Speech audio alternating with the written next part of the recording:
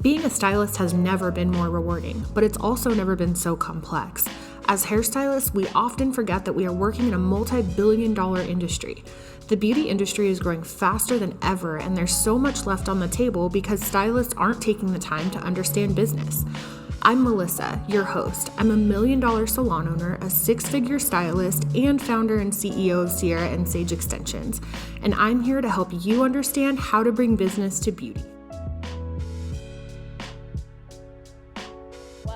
Welcome back, everybody. It has been quite a while since we have recorded a podcast. Almost 2 years. Almost 2 years to be exact. I was honestly embarrassed when I saw that. I was like, I knew it had been a while, but I didn't realize it had been that long. So that was bad. A lot has happened in 2 years. Yes. A lot of change. All good change, I think. Yes, all good change, but lots of change for sure. This is Emma. Hello. So Emma is one of the changes that have happened in those last 2 years. So Emma is now our sales and marketing manager here at Sierra and Sage. And she's amazing. She has totally become my right-hand gal. Could not survive without you. So love you so much. Thank you. Thank you. And you all know Melissa, CEO, yes. Boss lady, stylist extraordinaire. Yeah, something like that. Doesn't feel like that anymore. A lot has changed, like I said, so I guess we'll just dive into that. Mm-hmm. Yeah. Yep. So where did we even leave off? 2 years ago. Obviously, this podcast was super business focused. I feel like I was sharing a lot of my experience as a business owner, as a salon owner, obviously the CEO of Sierra and Sage. But since then, I feel like I've kind of changed gears a little bit. I was still behind the chair pretty much full time when I was doing the podcast. Now I am not behind the chair at all. So that's a big change. I was talking about just opening a spa. So closed that. Loved the spa. Great idea. Yeah, loved the spa. It was a really good idea. But I found out that I was pregnant about 9 or 10 months into the spa being open. So I'm a mom now of like the cutest ever little baby girl. We love her, our little Hannah. She's 7 months old now, which is crazy. Actually, tomorrow she'll be 7 months old. That's so cute. She truly is the cutest baby. Cutest baby ever. She's like the so perfect little sweet. Gerber baby. Never cries. Really. Never cries. Not really. Yeah, she's pretty chill. So that's good. But yeah, obviously opening a new business and running that and trying to get that off of the ground was just not going to happen on top of already owning a salon, working behind the chair, owning Sierra and Sage and running that, and then adding mom to my plate. Just was not. The list goes on and on and on. It wasn't going to happen, so the spa got cut, basically, is what happened with that. But it turned out to be a good thing, honestly. I think the spa, I think I went into that with, like, weird intentions. I was going to say, like, as a business owner, like, how did you feel in the moment, kind of feeling like, this isn't working out, this isn't going to work out, and, like... Like a failure, of course. Like, totally felt like a failure. I was like, I mean, not only do you...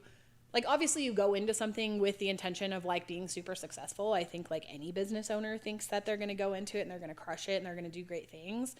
And even looking back, I feel like I could have. But I did not go into the spa with, like, passion, really. Yeah. Like, that's not really my passion. Obviously, hair is my thing. I'm a hairstylist. I'm a cosmetologist, but I don't know shit about skin at all. Like, nothing at all. And I feel like I kind of went into that with... I think I was more so trying to create like a dream space and dream environment for our estheticians. And I think that I was doing it more for them than for me. Yeah. Which I feel like I do that a lot. I tend to like put others before myself a lot, which I don't think is a bad thing. Like I think that's a good character trait to have. However, when it comes to business, I think that if you don't have passion, it's not going to work out. Yeah. The spa was so dreamy and so amazing and everything. Yeah.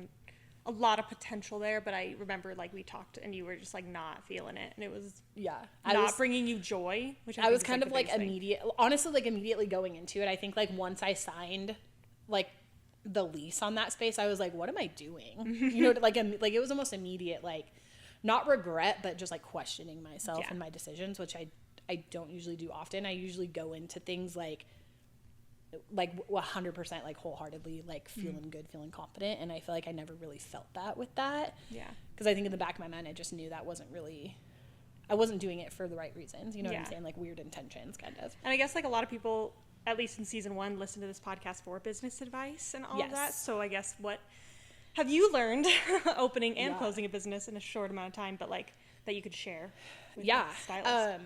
I mean, one of the biggest things is I think like obviously you open a business, you invest a ton of time and a ton of money.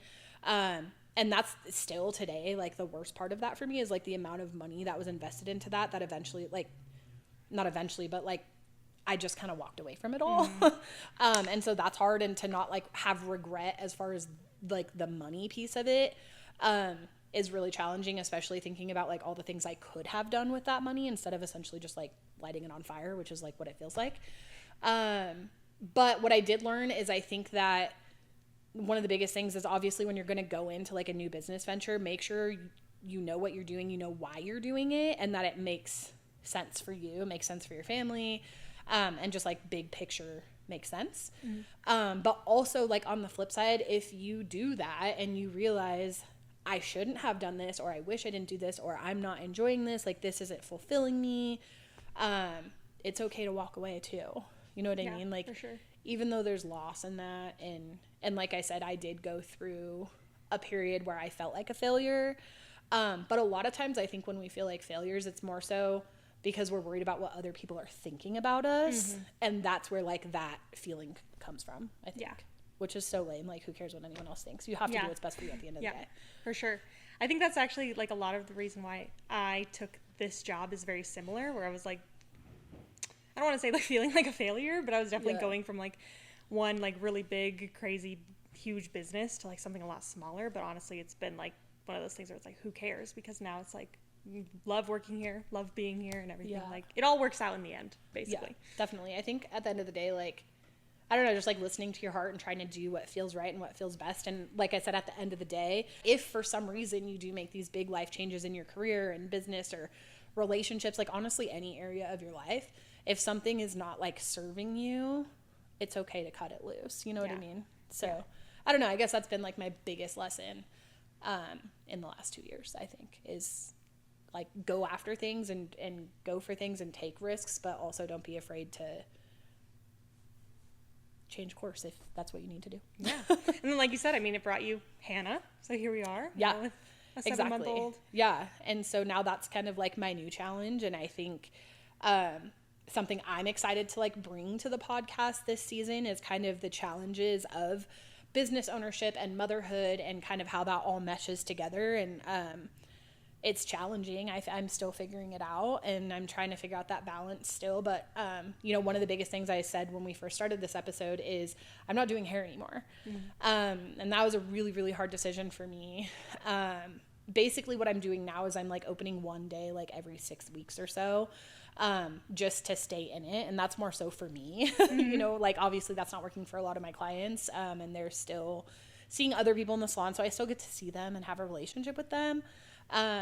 Which is really cool. And then those of my clients who have somewhat of like flexible lifestyles or flexible schedules are still able to come and see me when I do open up days, which is cool. But that was like a big kind of, I guess, a little give, a little take with being a mom is I'm like, okay, I'm adding this new thing to my plate. I've been the owner of multiple businesses. I've been a hairstylist. I've been all of these things. However, I can't be all of these things plus be a mom. And so that's where, you know, a couple things had to go, one being the spa and one, unfortunately, being my clientele. So that was a super difficult decision to make as a stylist of 15 years.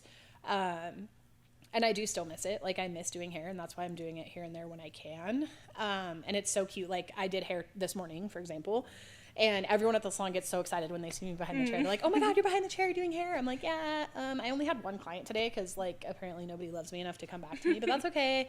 Try not to take it personal. They love you. They just already have an appointment on the books. I know. It's okay. It's fine. But yeah, as long as I'm able to, like, get my hands in hair a little bit still, I think that is like serving me and like my passion as a hairstylist. But I think it's also important for me to stay in hair, even if it's just once every 6 weeks, to continue to like educate through Steer and Sage, because that's been one of my things for this brand, is that our educators are actually stylists behind the chair. They're not just like career educators. But yeah, career educators, to me, I think there is a place for them in the world. But for me, I feel like being true to hairstylists and kind of what this brand stands for, having stylists that are educating who are actually working behind the chair is what's really important to me. So I'm like, okay, well, now I have to hold true to that as well. Yeah. So that's been interesting. It's good to know that like all your clients like still love you and care for you. I think it like is a testament to like your business as a salon owner and this brand. Like people love you and they love this, and and hopefully everyone's coming back to the podcast now. Yeah, definitely. I hope we get our listeners back. Obviously things with that being said are going to kind of change this season. I'm trying to, I feel like the first couple of seasons, did we do 2 seasons or 1? This is our 2nd season. Okay, so just kidding. The first season. That's how long it's been. Oh my God, I don't even know what I'm doing. But I feel like the first season was very like lecture-y. And obviously I do have a lot to share as far as business goes, and this podcast is called The Business of Beauty. So I do plan to still keep it about that. I just want it to be like more fun and more approachable. So we're going to have a lot more like couch conversations like this. And I think just talking like real life business stuff, which again, I still think that I have a lot to share as far as like business ownership and struggles of business and things like that. And we'll continue to talk about those things because I think that's ultimately why people landed here to begin with. But hopefully it'll be a little bit more fun, a little bit more exciting, and less like a college lecture. A lot of different people too. We have like a lot of stylists that are local that want to like come on the podcast and talk about their experiences behind the chair. We want to do kind of like some fun stuff too, like client horror stories or things like that. So I think it'll be very different but very interesting, and I think there's a lot to like. No matter what you like to listen to on a podcast, I think you can find something here for sure. Yeah, definitely. So with that being said, I think we'll just kind of close this episode out just to say, hey, this is what we're doing. This is what's to come, and this is where we've been.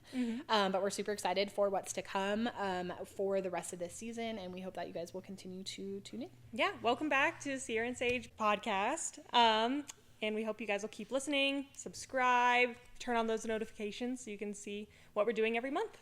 Definitely. So I guess that's it for today. Thanks, Emma, for joining me so I didn't have to be by myself. Yeah. And we'll see you guys again in a couple weeks. Okay. See you later. Bye.